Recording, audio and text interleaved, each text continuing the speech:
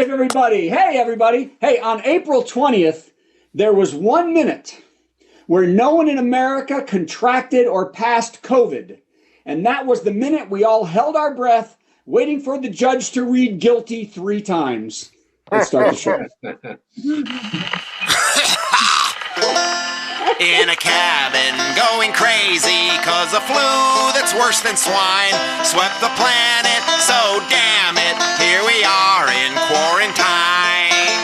Hello, and welcome to Virtual Comedy Show. Here are some etiquette guidelines for Virtual Comedy Show. Please arrive 15 minutes early. Please be quiet, except for laughing. We've been a Zoom meeting civilization for more than a year. Come on, you know the drill. Just be polite. We would like to see your face as part of the audience. Let's be social, not just distant. So get comfortable, plan to laugh, but not heckle, and let's make our strange quarantined world a bit more normal for a little while. Thanks, and enjoy the Virtual Comedy Show.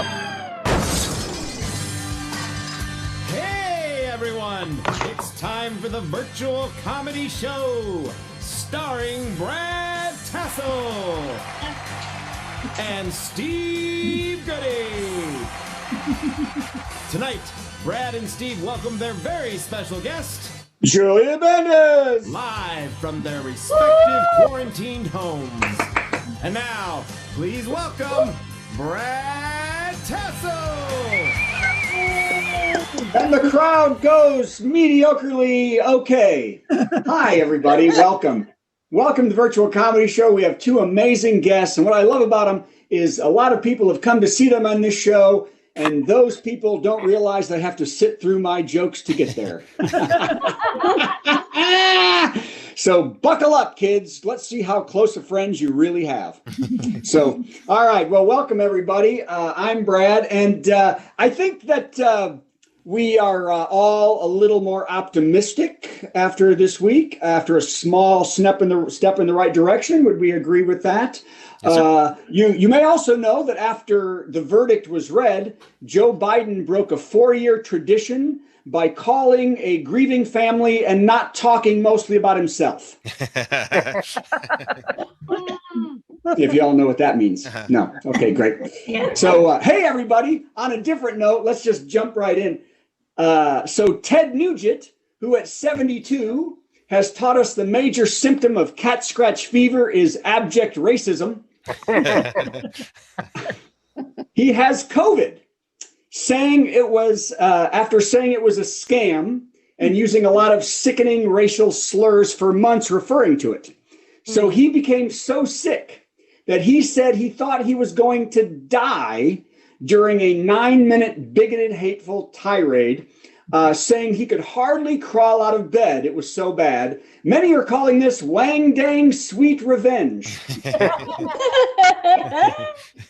For those of you that know Ted Nugent songs, I don't know who David is. And that David Cassidy's a bum too. No, I'm sorry. I'm just kidding. I love David Cassidy and he's passed away. So why couldn't David Cassidy be alive? Okay, I'm looking at the new people. Nobody's happy with what I'm doing so far. Here we go. Hey, by the way, this Earth Day, President Biden pledged to cut United States greenhouse gases by 50% by 2030. Who cares about that? Anybody? I'm looking at you. Some of you don't care about that. Good luck, said Alex Jones as he raised one butt cheek off his chair.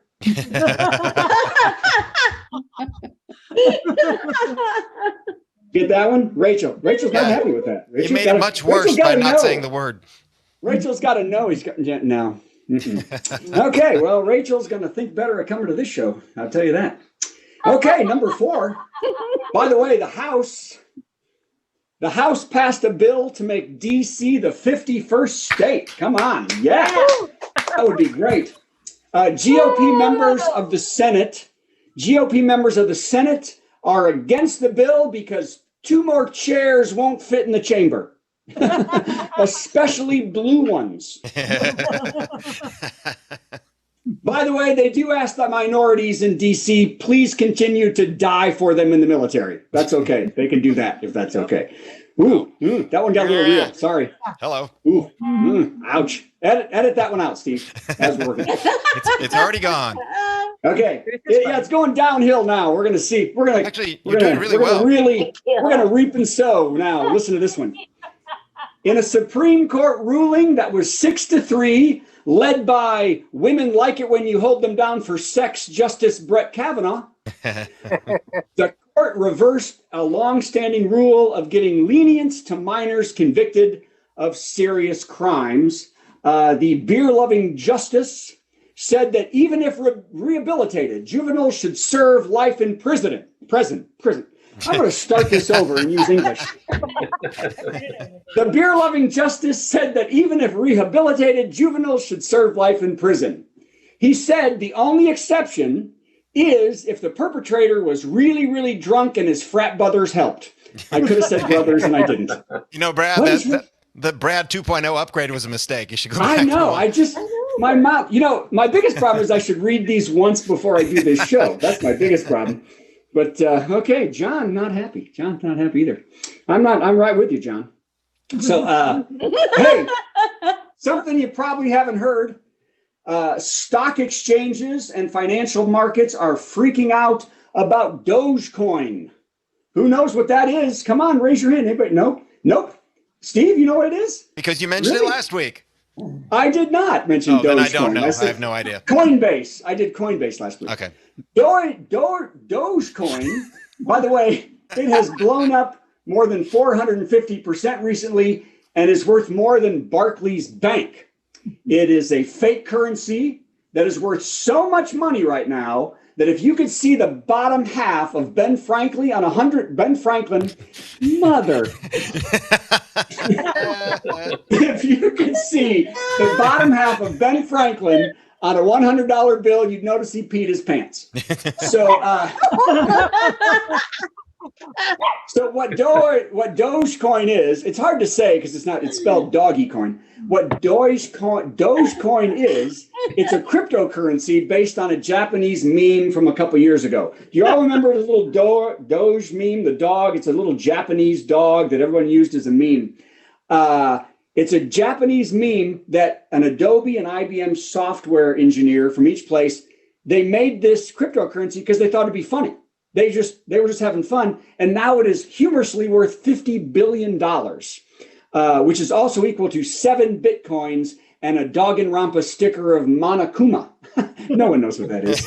But you said it correctly, and we're very proud. Yeah, those are the only words that came out of my mouth correctly. So really what this is, because I noticed that Lauren is the youngest person probably here, right? Lauren, how old are you? Hold up your fingers because it may not go to 10. But she's the youngest person here. Dogecoin is Generation Z's way of showing boomers how meaningless the role of the state is in providing money. And it all makes us rethink what money really is. And, the value of our collection of ceramic shoes in the guest bedroom. Them fries cost 2 strapless porcelain pumps. That's what they cost. I'm just saying, anything can be money if people decide that's what it can be. Does that make sense to everybody? Do you know how money works? Do you all remember how crazy old people went last year when they thought the society was going cashless? You remember that? Yeah, kids today are saying that anything can be money if enough people decide to use it, except the one thing that still holds no value, which is my act. You're seeing right now, which is it's no value whatsoever. Okay, I've got lots of faith in this next joke. Oh dear. Peloton refuses to stop selling its treadmill, even though it has killed a child and injured 39 other kids and pets. They refuse. CEO John Foley urged people to just keep kids and pets away from the machine. In effect, he was saying, hey, any sacrifice is okay to make sure your wife isn't a fatty. That's pretty much what he was saying. This is how awful this guy is. I mean, tell you. Now, in a conciliatory move, the company will compensate their male customers whose children and pets are maimed by making sure the female instructors wear even smaller sports bras. I thought I'd wait on that one, but that was a bad move. But that was a lot of words, and they came out right. They did come out right, yeah, which was a big mistake that they came out right. I'm just saying that I don't like how Peloton pushes their product. Okay, and now it's hurting people. Yeah. Hey, now, Steve, this is for you.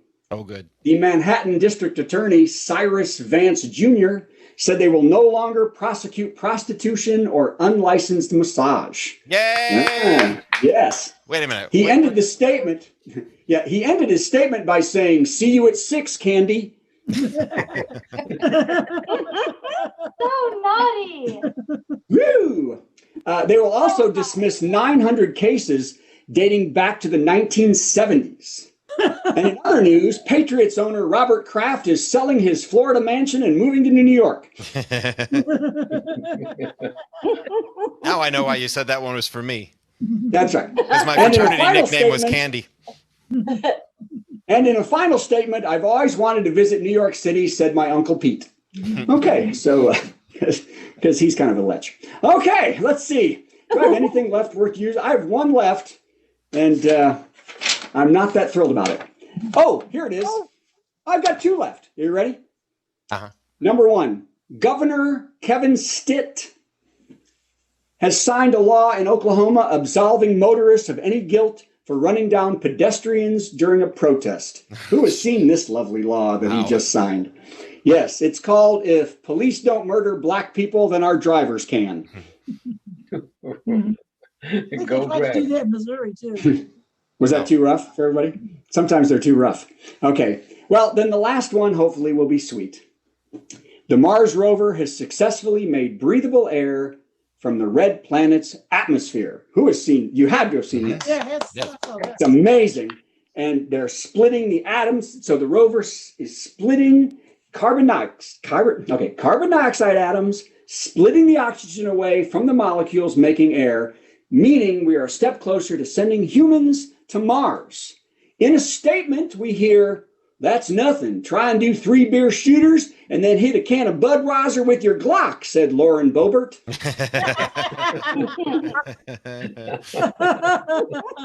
Okay, I'm going to go and rethink my life while we have something else happen during this show. Let's hear it for me, everybody, anyway. Come on, everybody get excited. Turn your mics on finally. And I'm going to go to Steve Goody, who's going to save the show. Hi, Steve. Hi, everybody. Goody. Hi, Steve. I'm going to do my best. Let's just see. Let's hear it for Brad one more time. A tremendous effort. And some very funny things. I think on that last joke, the neat thing was that you put the punchline at the end. So there you go. Now we're getting somewhere. All right. Now it's time for, we do this traditionally on the virtual comedy show on Thursdays. We do a top 10 list. If you remember the Letterman days back before 2015, back before the pandemic, back before Trump, when things were sort of normal. Now we've got, Fallon and Colbert in their underwear in their garages. So we're going to try and do something a little more classy. The top 10 category tonight, by the way, it's going to be very sarcastic. Now, I don't know if you guys know this, but today is International Sarcasm Day. And don't worry. Yeah, which is why I'm wearing this. All right. So it's a 0. There you go. So there's going to be a bit of sarcasm in tonight's list. Bear with me. Play along. It's going to be a lot of fun. Tonight, the category is top 10 things that the do-nothing Democrats are not doing. As you may recall, our former president used to like to call the Democrats the do-nothing Democrats when they would have 1,000 bills on McConnell's desk, and that's why nothing was happening. So this is the top 10 things that the do-nothing Democrats are not doing now. Number 10, not providing vaccinations to everyone who wants them at double the promised rate. Here's a sarcasm. Play. Sarcasm. Number 9, not worrying about the climate, which certainly won't make the planet uninhabitable. Number 8, not bothering to investigate a certain insurrection. See the things that the do-nothing Democrats are not doing. Sarcasm. Number 7, not reducing golf expenses by like 1 billion%. I like that one too. Definitely not. Number 6, not congratulating justice when it's served in Minnesota. Oh. Because we are. Because Joe, hello. Okay. Yeah, no, yeah. I feel like I'm wearing Brad's underwear. All right, number 5. That's right. Number 5, not ignoring the invitation to the Proud Boys Cornhole Championship picnic. There's a lot in that one. You read it again. It's fun. It's fun. Number 4, not finding it amusing that Ted Nugent is feeling a bit poopy lately.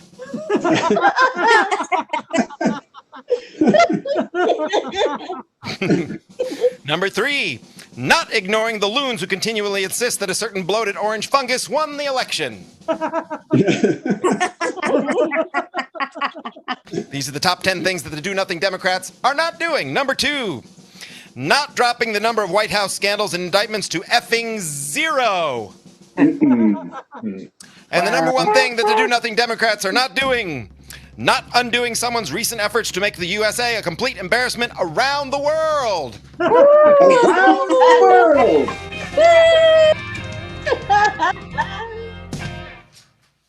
That was wonderful, Steve. Why, thanks, Brad. I think we both wrote a lot of words this week.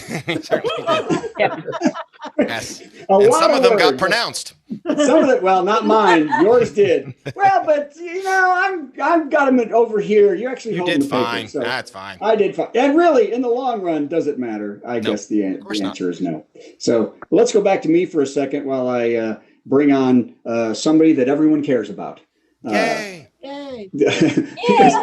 Guaranteed, no need to care about us, let me tell you. So, ladies and gentlemen, no, I'm very excited. This is Steve brought her to me and said, "Look at this," and I looked at her, and she's beautiful and wonderful and talented. And I'm going to bring her up. It's DeAnn, everybody. Yay! Hi, DeAnn. How are you doing? Hey, well, thank you for having me. Oh, I thank you for joining us. I apologize to all your. Any of your people that came and didn't realize what side we were on and not that excited about it. Always well. Well, good. So we're very excited, and I know I love your. Is that your bedroom? It actually is. Yes, it is. Either that or your dining room is really messed up. Yeah.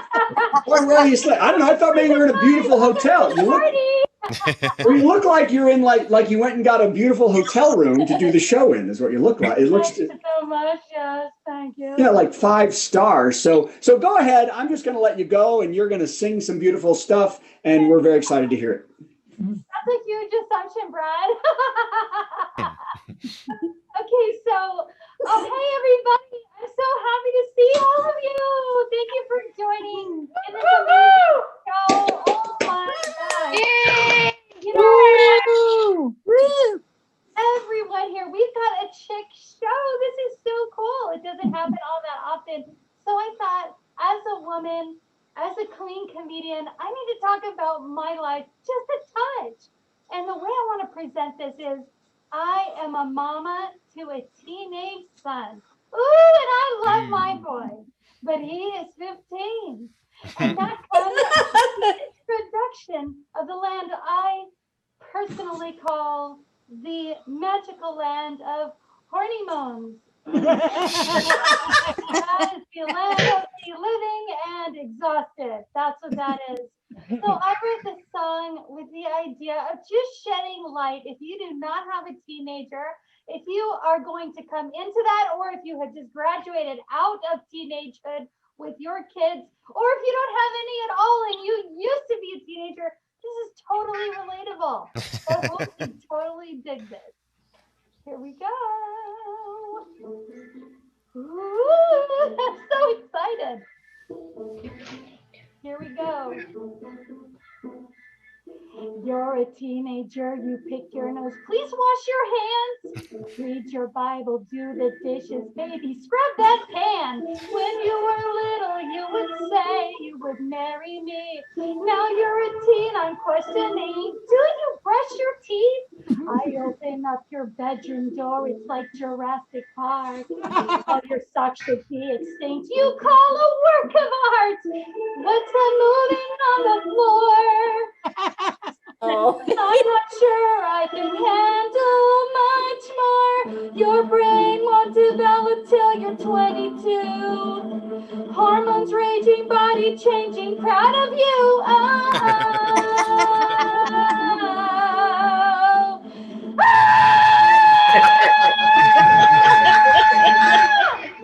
Wait, you got Snapchat, but you won't be my Facebook friend? Aww.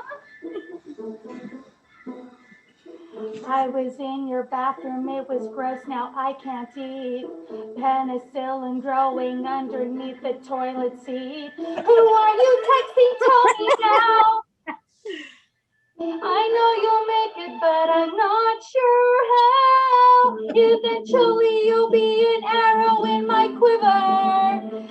Until then, your body fragrance makes me shiver. Oh.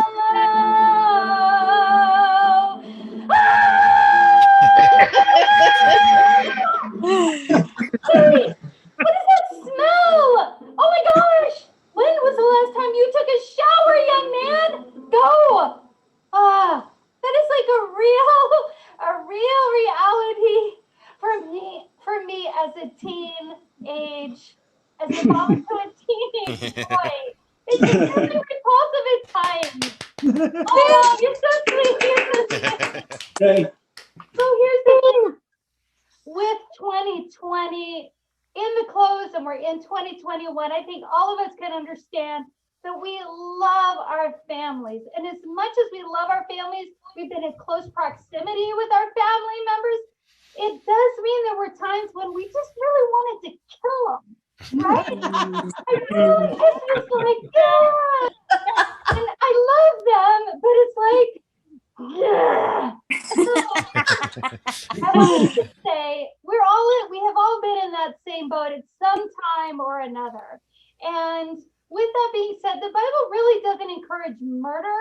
However, it does support death just in general. So I wanted to prove my argument, my one-sided argument, that the Bible does indeed support death.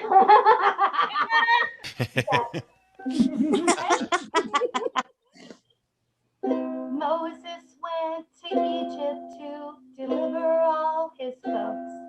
He spoke to the Pharaoh and said, "Let my people go." They started on a big old trip, stranded by the water. The Pharaoh's army followed them. They should have never bothered. Now they're all dead, dead, dead. They're all dead. Breathing anymore.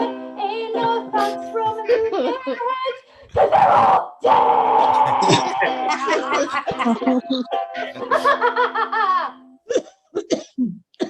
Joshua was in Jericho, walking around for days.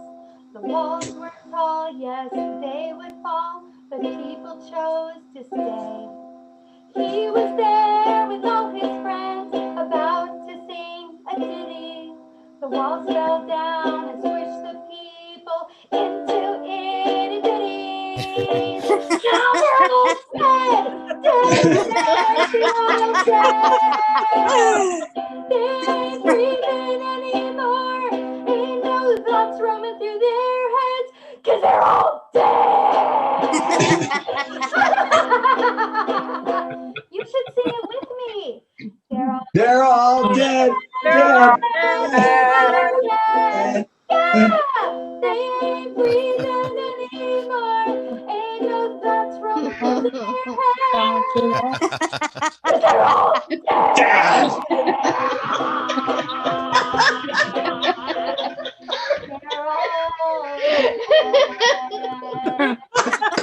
DeAnn, everybody, come on. Come on, that was beautiful. That was literally joy. DeAnn, thank you so much. Keep going, keep clapping while I try to find myself. That's good. So that was, DeAnn, Steve and I do a Halloween show. That'll fit right in. I think we could. In fact, I'm having some thoughts, Brad. I know what we need now. We need more screaming in the middle of the songs. Let me ask you a question. Did you just add yourself to the spotlight? Yeah. Oh, fun. Yeah. Listen, we need to add more screaming to the songs, more maniacal laughter, and more lipstick. Write it down. I think so too. And before I go to you for this thing that you're going to do, I do want to say, DeAnn, Steve and I don't have teenage boys, but we were teenage boys. Yeah. And I think we can tell you, and I know you do a clean show, but we can tell you, you might be better off taking all of his socks away until he goes to college. Just no socks whatsoever. And then you won't get any creepy socks. Okay, well, that was, by the way. Yes, no socks whatsoever, and he will be he'll be a better boy. So, by the way, no, Steve, let's do you, and then I'll do my thing before I bring up Julia. So, Steve wants to talk about a dear friend. Yes, and Gosh, thanks, DeAnn. That was really wonderful and marvelous and hilarious. And thanks for bringing us to the topic of death. Oh, God. Oh, my God. If you want more tests, you can go to my website. Or we could just watch my act again. No, listen. Can we get your scream as a ringtone? Actually, I don't want it as a ringtone. I want it to play to the person calling me so they'll hang up and leave me alone. That's right. Be done? My answering machine message. What I want to say is that our dear friend Pam Belford passed away this week, and it's for real. And she was very funny, very, very funny. She was so funny that we actually covered one of her songs, which was a parody of another song, and it's going to make sense in a second. And I would just like to share with you an interview that we did with Pam back in December, just before our Christmas show that she was part of. So I'd like to roll that, and then we're going to play a little song that's hers that we were very proud to do. And so in memoriam to our good friend, Pam. Hi, Steve. We can barely hear you because we're so far apart. We're saying 60 feet apart like the government says we should, right? Right. Okay. I understand you're a big hit songwriter. Is that true? I guess so. You had a big hit with George Strait called If I Know Me? If I Know Me. That's right. I think we can safely have you take off your mask. All righty. Hi. Hi. And one of the things you like to do is write funny songs. Yes. And here's my question for you. Yes. Randy Brooks wrote Grandma Got Run Over by a Reindeer, which is a funny song. And you decided to change the words to make it a funny song. What's up with that? I don't know. Sometimes it's just easier to do a parody of someone else's song when I can't think of my own. I don't know. I think you're right. I agree with you. Hey, everybody, it's hit songwriter Pam Belford. Thank you, Pam. Oh, you're welcome.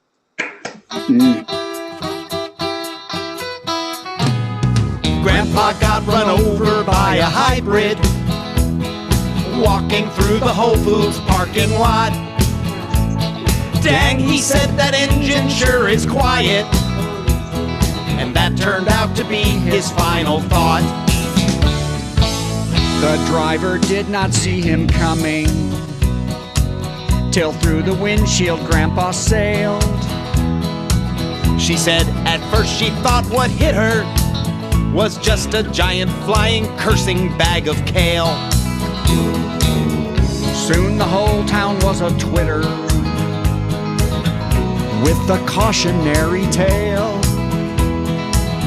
speculating in a whisper, should the driver or the car be sent to jail? Grandpa got run over by a hybrid walking through the Whole Foods parking lot.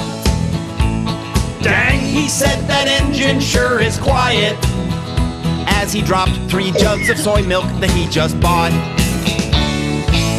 The coroner said that Grandpa's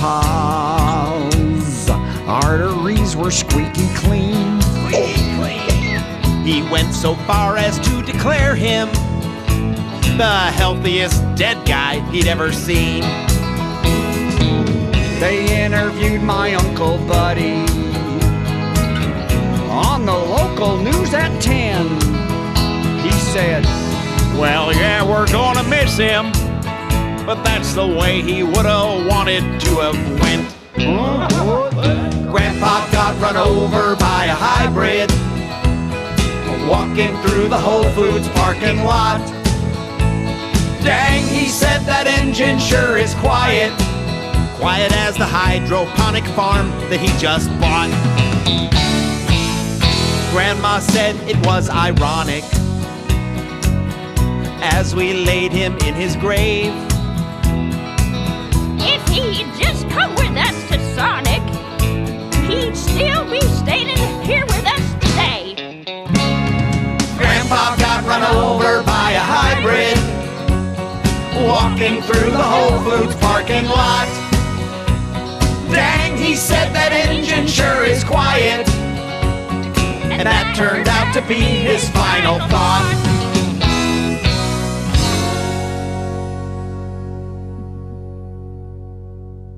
Thanks, Pam Belford. Thank you, really Pam. Was the best. Yeah. So By the way, Pam was not only the best, she was beautiful. She was a great writer. And by the way, if everybody wants, you can get that song anywhere you get music. But you can also, and I'm going to plug right after that, on Steve and my album, Kvetchmas Carol, Christmas Meets Hanukkah. You can go to stevegoody.com and download it yourself.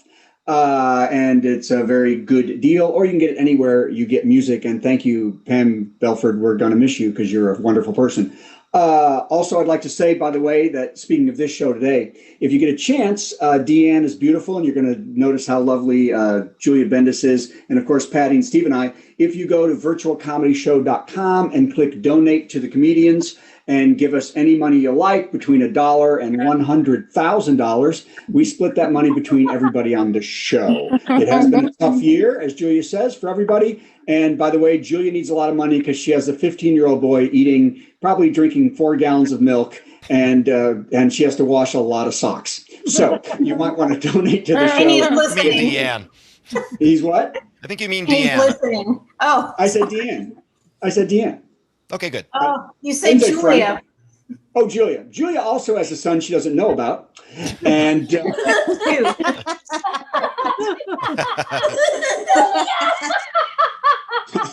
it's okay. I got 2 boys. Oh, you do have 2 boys. So man, she's got double the sock budget to clean. So that's because, as we know. So anyway, so great. So okay, well, good for that. Great to know. Okay, I'm gonna do it right now. Julia, are you ready? You sitting there? You ready? You ready to go? We can hear you. I'm ready. I'm gonna play spotlight. So this is Julia Bendis, everybody. Now I've been looking at your book. She has a book called No Smiling Allowed: Growing Up in Soviet Russia and Other Funny Stories from a Jewish Immigrant. And first of all, how are you old enough to have ever been in Soviet Russia? That was 40 years ago. How's that possible? No, not 40 years ago. Am I that old? Are you counting my age? You're not. No. He's saying the opposite. Okay, let's stop. I'm telling you right now. So in 89, the wall comes down. 31 years. And you weren't born yet. Right. No, it came down in like 92. I was standing, time out. I was standing on top of the Berlin Wall, New Year's Eve, 1989.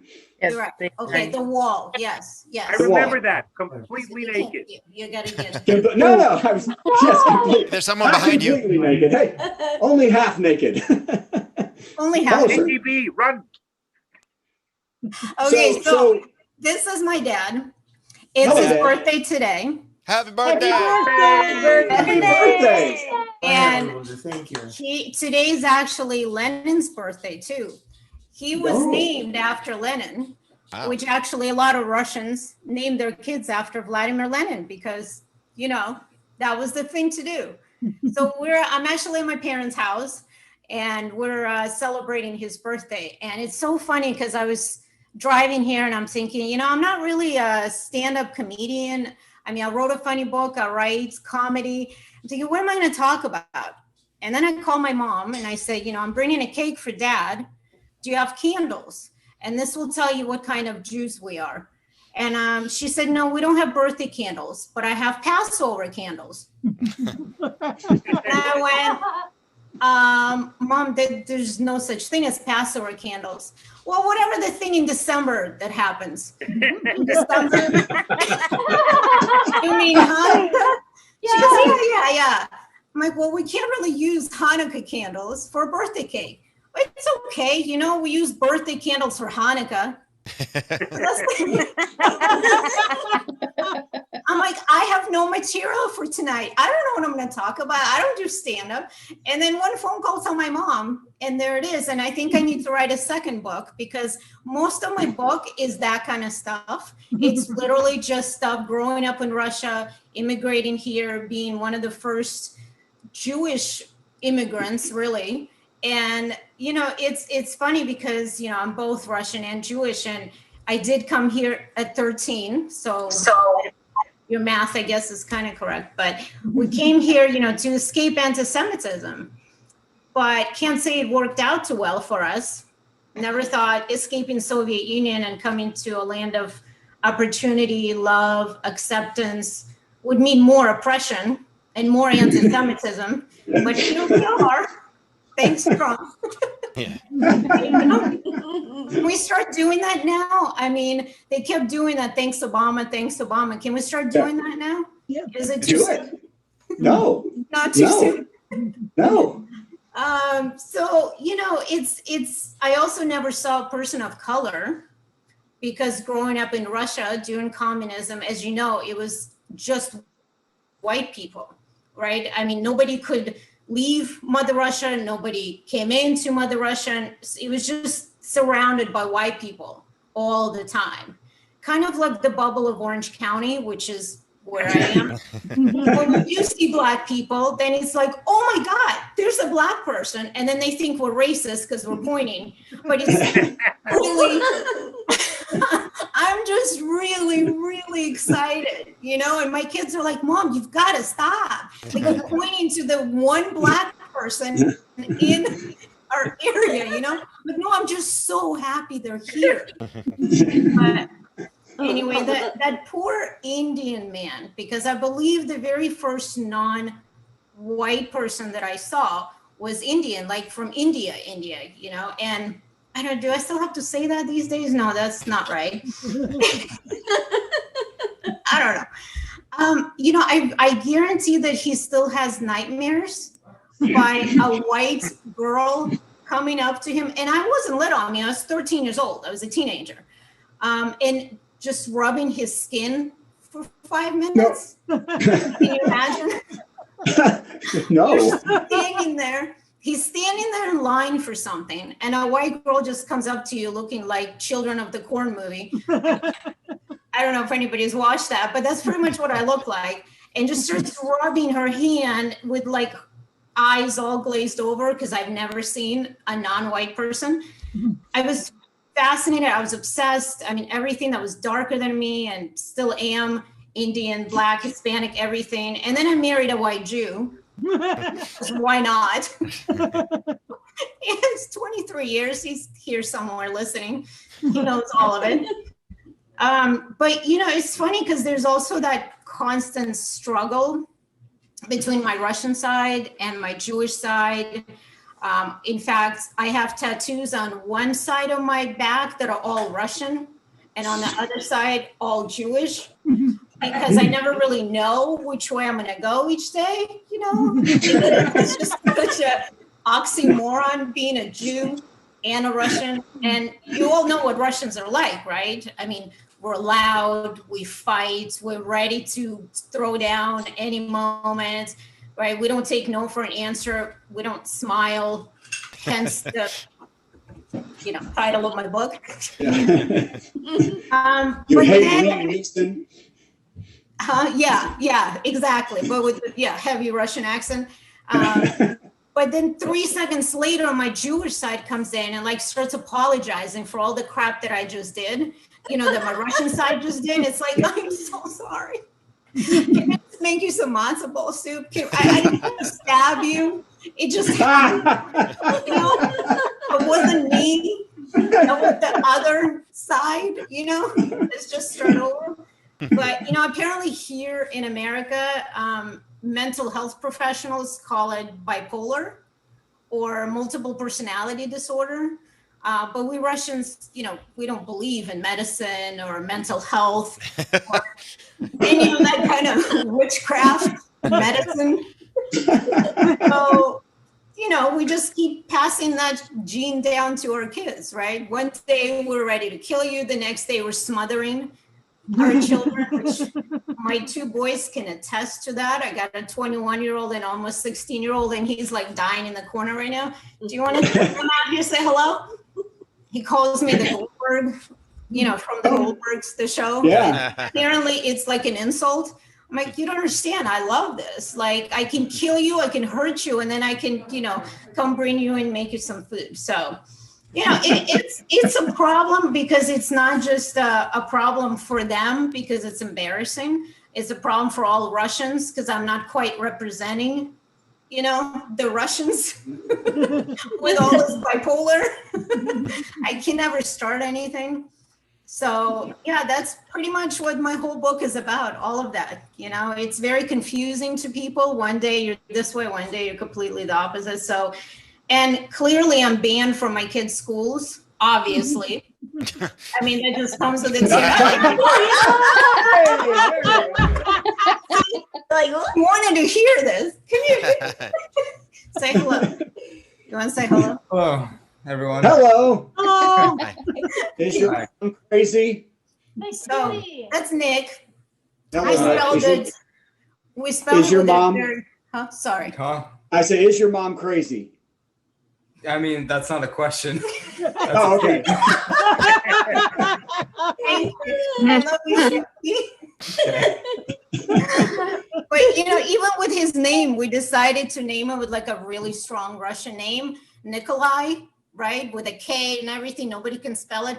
But then his middle name is Shia, like a very soft Jewish. Isn't that a flavor of tea? I have to balance it out a little, you know, in my head. Wait a minute. Is it Nick Shia? Isn't that a fragrance? I'm wearing Nick Shia. It should be. He's gonna go creative. He's gonna go creative now. But yeah, no, I'm banned from everywhere, kids' schools, their baseball games, you know, because I just, I mean, it just comes with the territory. You know, my oldest has already graduated from high school, obviously, 3 years ago, almost 4 years ago, but I'm still not allowed on campus. It's due to many things, but, you know, one particular story comes in mind, a very unfortunate incident involving me and the high school cop. You know, those cops that sit around kind of patrolling high schools, they don't really do much, right? So apparently I told him that I can do his job better than he can when some moron mother in her gigantic SUV decided to park in the middle of the driveway, blocking the whole traffic going into the school. So I got out of my car, went over to tell him what a waste of a cop he is. Bad idea. I guess asking him why he isn't doing anything about the privileged Range Rover driving mother is frowned upon. And I told him that if he won't do his job, I'll do it for him. And probably better too. I also forgot that I have a personalized license plate because I'm a matchmaker and my website is right there. Matchbyjulia.com. As he's writing it down. And then I've got chutzpah below it. He's writing at them. I ran up to the mother with the thick Russian accent, said, "You ever do this again?" You know, and then I took off because that's what I do. I threaten. I got a big mouth. I yell. I pretend I'm going to do something, and then I'm out. You know. So then my kid, I get in the car, and he's like sliding down the seat. My oldest, and he's like, I don't know if I'm more embarrassed because of what you just did or the fact that you took off. And you didn't actually do anything about it. You know what I mean? So that's my life. I ask you a few questions. Yes, I heard. Okay. Anybody else has a question, raise your hand. First of all, when you moved here, did you speak English? Nope. Well, what was that like? I knew how to say, hello, my name is Julia or Julia. And that was it. And that was it. And it's funny because it's not funny. I talk about that in my book. There's a whole like section devoted to what that was like, which is, you got to go by the book, but it was bad. Kids made fun of me. Kids are jackasses. Excuse me. I know it's a PG show, but they are. I mean, there's some young people on here. You can tell kids from the time they're like 8 years old till, I don't know, 18, 20, never. They're just awful. Awful. I mean, I remember, this is a quick, funny story. Okay, quick. I know I got to go. It's in the book too, but I'll tell you anyway, a little teaser. But it took me about 3 months to really be able to communicate with people, maybe 4 months, because we were just submerged, into English. The only time we spoke Russian was at home with my parents. So I remember at school one day, there was this girl that was standing next to me. We were waiting to get into class or something, and she was wearing white pants. And I don't know if you see where this is going, but she got her period. White pants. She was sitting on the ground, her legs crossed, and I'm like, oh, I mean, I can only imagine if this happened to me, right? So I don't know how to say period in English. I don't know what to tell her, and I'm just pointing to her vagina, crotch, whatever, okay? So she's like, what is wrong with you? You're a pervert. I'm like, idiot, just look down. Go to the bathroom, do something, you know? And finally, she got it. You would think she would thank me later. She didn't, you know, but it was bad. Does that answer your question? No, wow, that is bad. Now, I also want to know about the matchmaking thing. Are you actively trying to get full Russians and full Jewish people together to make more of you? Or what do you do? No. One of me is enough. As my husband says, you know, on a daily basis, and he's yelling from the other room like one's enough. No, I really, actually, I try to stay away from working with my own people because, there's my dog. You know how with any culture, right? Like it's pretty much like when they find out I'm Russian, it's like, oh, you Russian, I Russian, you do this for free. No. You know, and with your Jewish parents, it's like, oh, you find my daughter husband and then I pay you after. No, like it's a service. You pay me now, I work and we're done, you know? So I try not to, and I know people are listening now are going to hate me, but they're difficult. They find out we're the same culture, tradition, whatever. And it's like, you give me a discount. No, I won't. As an American Jew, we say that to everybody. Okay, good. So it's not just, it's just the Jewish thing. Two quick questions. Yeah. One is, I tried to get your book on Amazon. I can only find the audiobook. Yes, on Amazon, it's only an audiobook, and I'll tell you why, because I well, first tell me where I can get it. Yes, my website, matchbyjulia.com. Okay. Click on membership, and then you scroll down, you'll see it there. I need to put on the front page, but technology and I don't mix. So it'll be there eventually. My second question is very mean, and I don't know how many, you may not even get it, but did you ever get the Moose and Squirrel? The what? I don't know what this is. It's a Bullwinkle and Rocky reference. Wait, Rocky and Bullwinkle. My husband's old, so he gets it. The catchphrase from the evil Russian agents in the cartoon was, "We must get Moose and Squirrel." Okay, Steve, mute him. Okay, my husband is old, he knows. See, I'm old, so I know. Where did you grow up, sir? Cleveland. So then you got Moose and Squirrel. Yeah, you grew up with, like I did and he did, you grew up with Rocky and Bullwinkle, so you understand the Boris and Natasha concept. So maybe you could later. In all these years, you have not shown that to your wife once? I don't care. I have no vision care. Yeah, I don't think they care that much about Moose and Squirrel. So, well, thank you, John. Boris and Natasha, no, they wouldn't. I've got to get to bed anyway. All right, John. Thank you. All right, he's trying to show me all kinds of stuff. Yeah. Okay, let's not talk about that. Match by Julia. Got it. Okay.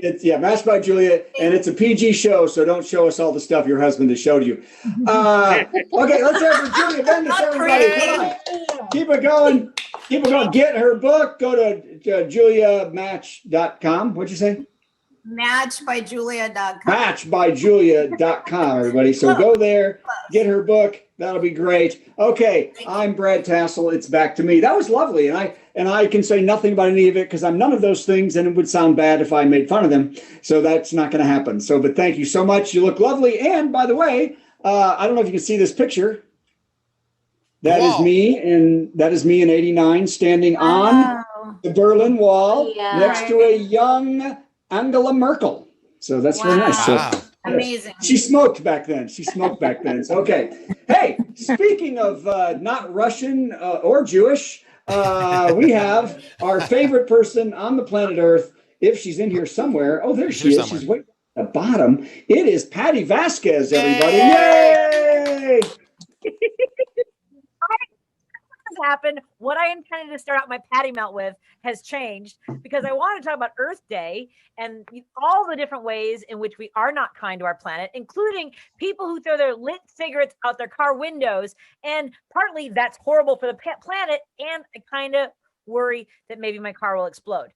I'm not sure if that's ever happened. But then we were talking to Julia, and Julia saw this great story, so many great stories, and having run for office in a predominantly white neighborhood, I out of over 10,000 neighbors that I met over my campaign, 5 residents were Black, and I had to keep myself from trying to hug them.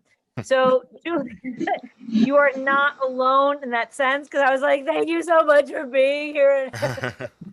So those a couple things I want to talk about, and then I wanted to talk about somebody reaching out to me from my past. And I started doing stand-up comedy in the 90s. I actually met Brad at the Zanies in Mount Prospect. And I'm so glad that you just messaged me. We've stayed in touch. You're like, hey, want to do this show? Well, today I got a message from a comic. I'm not going to say who yet, but this comic was like, hey, I don't know if you remember me, but we worked together when you first started out, and I wanted to hit on you, but I didn't do it. And Tim Walco told me how great you are, and I want to get some gigs for you. And it wasn't what I remember from him. Brad, when you were the headliner the week I worked with you, I was the feature act, wasn't I? No, you were the headliner when I worked with you. I've never headlined Zanies. In Mount Prospect? Are you sure? I think I was the feature act. It might have been like the Wednesday, Thursday, and then it was maybe, but I don't think so. Doesn't matter. Go ahead. Right, he was on a wall. That's all we know. I learned from you because we had like hardly anybody in the room. There were maybe like 10, 12 people in a club that fit 175 people. And you know what Brad did? Brad went out there and he said, who cares about these people that didn't show up? We're here for you. He had positive energy and he was just enthusiastic. This other comic, I was talking to him in the green room, and I was talking to him about, well, there was no green room there, but wherever we were, in the kitchen, there was a kitchen with a table, and the chef like playing chess. Anyway, I was telling him that a bit that he did reminded me of something, and he ripped my head off. He was like, you know, people are going to think that you're a thief if you write a joke about something that you were inspired by from something that you saw me do. And I was like, you know what that moment would have been like, hey, you know what? If you have an idea, maybe it's something that could go to my act, or let me talk to you about it. But no, he's got to be a jerk. So I never wrote about how when people get their cars towed and you go in to get your car in Chicago, they have bulletproof glass in the way with bullet holes in it, which means that somebody has tried, and I've had that feeling. Anyway. That's to talk about. Only I have overbooked my evening. I've done 2 shows before this, and then I totally forgot that there was a mom's group that does a movie every month, and it happens to coincide. They want to do it on a Thursday. They were going to totally disband the thing. So I've been watching the show and also watching. Oh, you can't see it. The Chicago 7. So I've been in the chat room on this. I've been like, everyone's very funny. Also, here are my thoughts on the movie. This has been, you know what? I often call myself the dog from Up. You know, squirrel. Mom, come here for a second. Please come here. You're fine. You look beautiful. Come here. And there's my mom. Here, you want to see my basement? Yes. Hey! Hey! It's Mom! You're off the planet. Look at you. Anyway, this is my comedy show tonight. When going all the way back to the beginning of our evening, when you talked about the verdict in Minnesota, I went downstairs to see my mom, and she was weeping. It has been a great week. I'm privileged to be able to be in my basement, have these shows, and do comedy with you guys and connect with you. So thank you so much. It's I'm so glad that we're here together. That's my night. Patty Vasquez, come on. Very exciting. She's doing 7 shows as we speak. Patty, okay, who was the comic? Comment on this. Who was the comic? Sure, why not? Keith Barony. Oh, I don't know Keith. I mean, maybe you saw him at the time, but I don't know Keith. So what's funny about that is that I was already with my wife when we did that, so I didn't hit on you, and you were younger. Now I'll go back to I was always going to hit on Carla Felicia back before I met my wife. Brilliant. That was yes. Such a brilliant writer, and so Such a lovely person, and she would have wanted me zero, so I never did. So that's what I did. For those who aren't familiar, Carla Felicia went on to be a head writer for Mike and Molly. Well, Mike and Molly for sure, but there was one. She's on Bob Loves Abishola right now. But also Jamie Gertz's show. She was also a writer on that show, and she's about 5 feet tall. And when I would MC for her, she would not shake my hand because it's a very unique thing being a woman in comedy. I think as the other comics will tell you, there's like some comics who want to hug you. The introductions are always weird. And she would just didn't matter that I was a woman. She just had a very solid way of I'm just getting off the stage. I'm coming on the stage, no handshake, not just going to do my job. But because she was so tiny, I think that she had this wall around her. She was great. Yeah, she was great, and I loved working with her too. And now she just won't return my calls. Okay, Patty Vasquez, everybody, yay! Steve, are you controlling this show? I sure am. And I would like to point out that Patty has a show on Monday, and I'll be her guest. Oh, that's right. That's right. Yes, where do we find that, Patty? You'll wonder how I decided to book Steve. He asked. So if he would like to join me for Comedy Condo every Monday night at 7 p.m. Brad, I would love to have you on. You don't have to ask. I've asked 4 times and you've yet to say anything. Have you? You have not. You didn't send your cupcakes, messaged Brad. you. I have messaged you. I called you. Messages. I hit on you in the 90s. By the way, on Monday. I do want to say everybody's been saying what Julia said and what you said is I'm right with you. My white guilt is so deep that I look like powder. I don't know. That's it. I have such amazing white guilt. So, okay. Well, ladies and gentlemen, Steve and I are now going to talk about and announce something. Steve, go.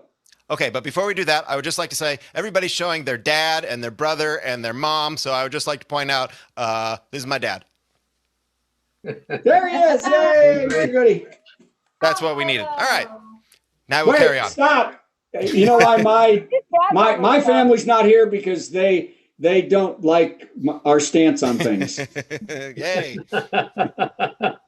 Excellent. All right. So yes, let's talk about the thing we're going to talk about. Brad and I are very excited to be part of the Edinburgh Fringe Festival in August. We were supposed to be there last August, but there was this little pandemic that shut the whole thing down for the first time in 70 years. So we're going to do it again this year. We're hoping it's happening. We're hoping Europe and the UK get it together and we can travel and do the show there. Before that, however, there's another Fringe Festival in Brighton, and we are part of the online version of that, and we would like to share with you a commercial for that. Here it is.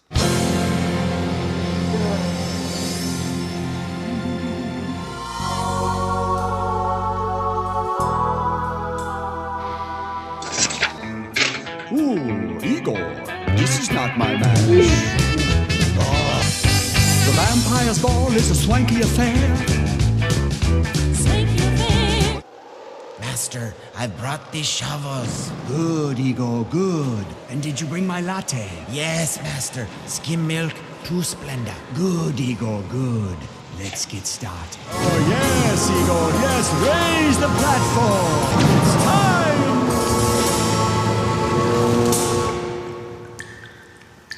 Well, hiding from ghosts. We're hiding from ghosts. Oh man, I think we're toast. We're hiding from ghosts.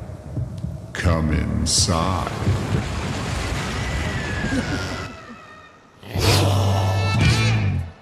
So where can we see this show, Brad? Tell the folks. So let me say this. This show will be live streamed, not on tape. It will be us doing it live from June 14th to June 27th. What you do, go to ultimatehalloweenparty.com and you click where it says to buy tickets. And it will take you to the Brighton site where you can buy tickets. The tickets are only £5.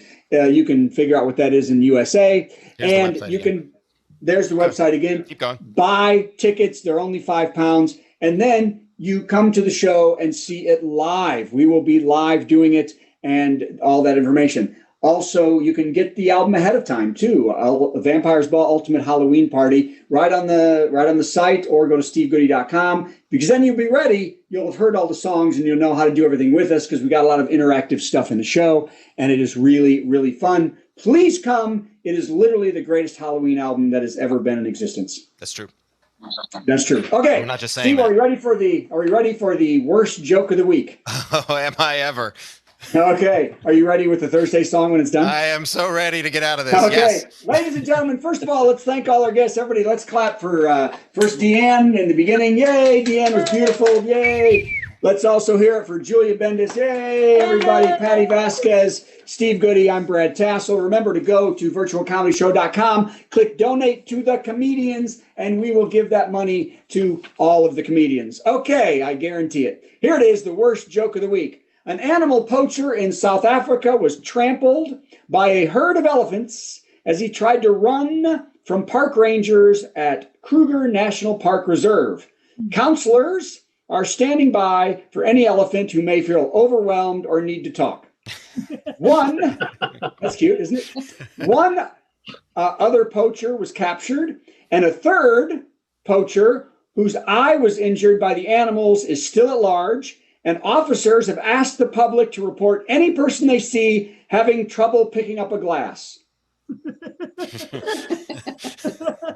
Because their depth perception is out. Okay, there you go. That was the worst joke of the week. Here's the Thursday song. Bye, Facebook. Have a very merry Thursday. It's a special time of week when Thursday bells are pealing and life no longer seems so bleak. Let's open up our presents and carve our Thursday goose and wait for Father Thursday to arrive upon his moose. You know, we tried to incorporate all the wonderful family traditions that people associate with Thursday. Thursday comes but once a week, but do not shed a tear, 'cause there are more than 50 Thursdays packed in every year, and every single one of them is full of mirth and glee. So stuff your face and break some wind and join the revelry. Have a very merry Thursday. Put on your orange fez and decorate the Thursday tree with milk, bone, spam, and pez. Once you've curled your mustache and donned your Thursday clothes, I'll catch you 'neath the mistletoe and punch you in the nose. Merry Thursday, Merry Thursday, Merry Thursday. And we'll see you later, Facebook.